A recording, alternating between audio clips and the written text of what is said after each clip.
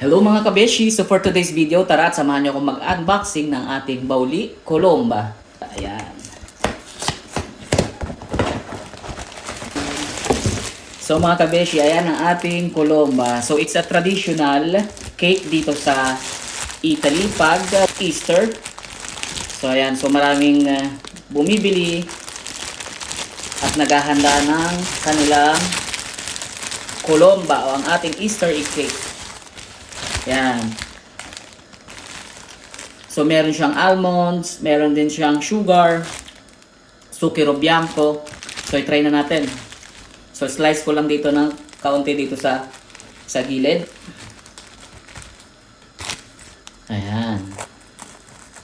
So, napaka-soft niya at saka, so, try na natin.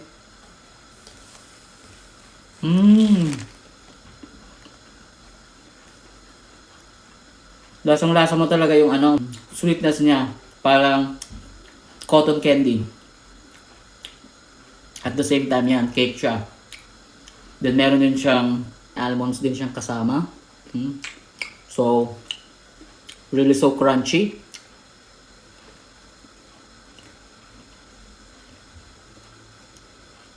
Buonissimo. La Pasqua a tutti!